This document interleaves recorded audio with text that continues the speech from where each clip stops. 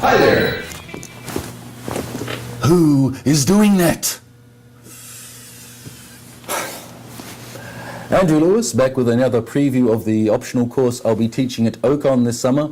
The course is The Stuarts and The Puritans, a look at English political history from 1603 to 1685.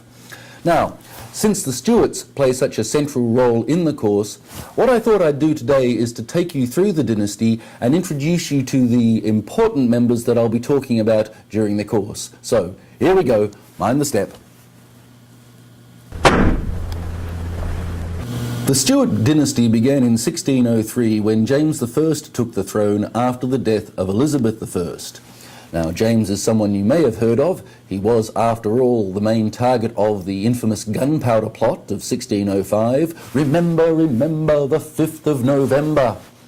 He's also the author of the theory of the divine right of kings, responsible for the King James Version of the Bible, and the person after whom Jamestown, the first permanent English colony in America, is named. Now, you can't have a dynasty without a family, and under normal circumstances, that requires a wife. And James was married to a Danish princess by the name of Anne. We actually don't need to talk too much about Anne, but we do need to know that James and Anne had a child, specifically their eldest son, Charles. Charles took the throne in 1625 after the death of his father and ruled England, more or less, for the next 24 years. Now, Charles is a fairly notorious king in English history, principally because of his suspension of Parliament in the late 1620s, which was a major reason England went through a period of civil war in the 1640s. The other reason Charles was rather unpopular with the English had something to do with his wife, a French princess by the name of Henrietta Maria. Now, I don't think the English have anything against French princesses per se. What troubled them, though, was the fact that she was Catholic. A little unusual in itself, given that her father, Henry IV of France, was actually Protestant. What the English were worried about, though, was that Henrietta Maria's Catholicism might influence Charles, dragging England back towards Catholicism and, worst of all, producing a Catholic heir. The last thing the English wanted in the 17th century was another Catholic monarch. The last time they'd had one of those, Mary I, nearly a century earlier, well, it hadn't really worked out too well for the English, and that's why Mary is known as Bloody Mary. Charles and Henrietta Maria nevertheless did have several children, 3 of whom are of interest today, beginning with the first, their eldest son, Charles II. Charles took the English throne in 1660 and ruled over the Stuart Restoration for the next 25 years. The next child of Charles and Henrietta Maria I need to mention to you is Charles II's younger sister, Mary the Princess Royal. Now, in and of herself, she doesn't play a great role in the story. What does matter in the long run was that she married a Dutch prince by the name of William II of Orange. A little unusual that, given that England and Holland fought several wars during the century. Mary and William don't play too great a role in our story, but again their child is important, in this case their son, William III of Orange. Now, we don't need to know anything more about William II, so let's take him out of the chart, and that will make room for Charles and Mary's younger brother, a little boy by the name of James.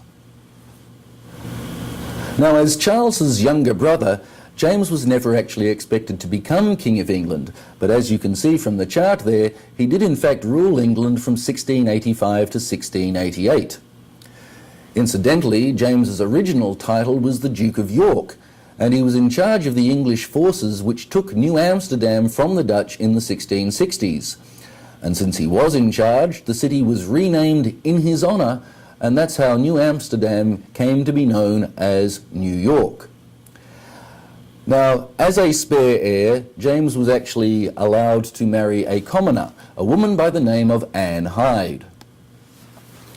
Anne won't feature prominently in this course at all, but what we do need to know is that James and Anne had a daughter, someone who will play a role in English history, and that daughter was Mary. Now, as the daughter of a spare heir, Mary herself was never expected to play a role in English history, and she was married off to her cousin, William III.